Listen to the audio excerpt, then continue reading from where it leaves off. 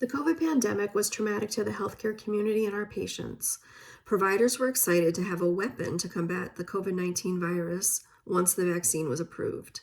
I was one of those providers relieved to have a vaccine, as on a daily basis, I would tally the deaths in our community from COVID-19 by looking at the discharges from the hospital in our EMR. It was sobering and very sad.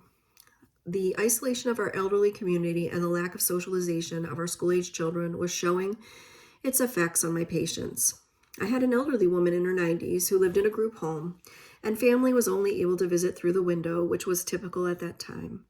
She became increasingly depressed and showed up for her visit to discuss her depression once we were seeing patients in the office. I realized her group home was allowing her daughter to drive her to and from appointments, and then started to schedule the patient's appointments every 2 weeks, even though she didn't really need to be seen, so that her daughter could see her on a more regular basis. The patient's depression improved. As patients came in for regular visits, I was anxious to tell them about the new vaccine, understanding some of them may be skeptical with it being approved so quickly, and realizing some of their information was coming from unreliable sources. My conversations led to confrontations. I had to be empathetic and understand where they were coming from, but oftentimes it led to an angry patient and I was befuddled. Take, for example, Amy, who had a history of recurrent small bowel obstructions. We did a video visit or two in the beginning of the pandemic where she expressed her disbelief of the panic and cautiousness of the medical community, telling me COVID was not a big deal. She told me the numbers of deaths were being inflated and nobody should be wearing masks because they didn't do anything anyway. Of course, I tried to challenge her on some of her thoughts, which only led to more anger on her part. She then had worsening abdominal pain one day and presented to the emergency room, where she was found to have another small bowel obstruction. Admission to the hospital was recommended, but she refused because she didn't want to wear a mask, she didn't want to have a COVID test, and she didn't really want to hear anything more about COVID. She went home and thankfully did get better. I had another patient, Brandon, who was in his 50s and very healthy. He and his whole family of 6 were quite vocal at their appointments about not wanting the COVID-19 vaccine because of the bad things they had heard about it. Brandon got COVID in 2021 with subsequent hypoxia requiring hospitalization and ICU stay. He thankfully did not require intubation, but was discharged to home on oxygen, which was able to eventually be tapered, but he had fatigue and cough for many months. Despite discussions about the vaccine, he continued to refuse it.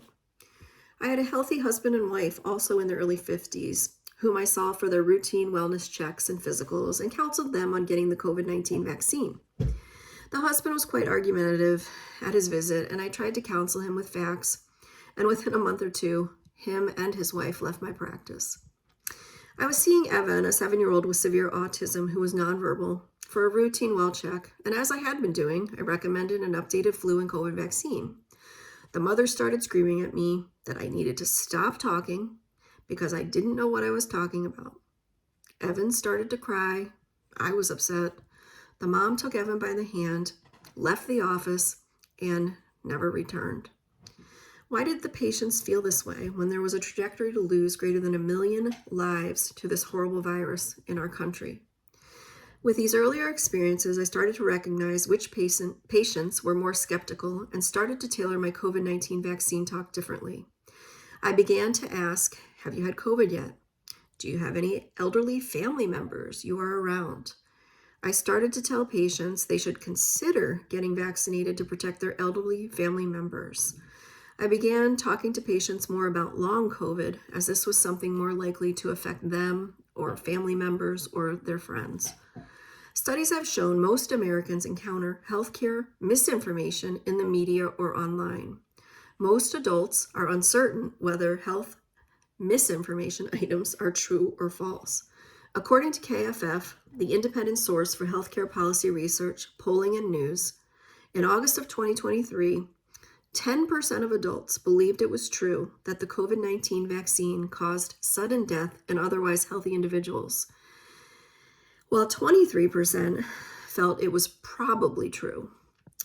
My practice of medicine post-COVID-19 is different than before. I have changed. I used my education, my expertise, my empathy, and up-to-date information on COVID-19 when I was seeing patients.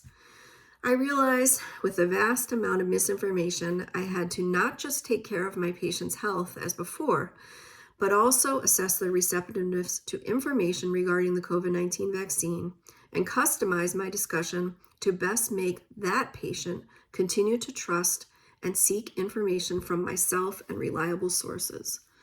Although I will likely continue to experience misinformation in my patients, I will attempt to have a meaningful conversation to provide them with the information for them to make the best choice for their health. Thank you.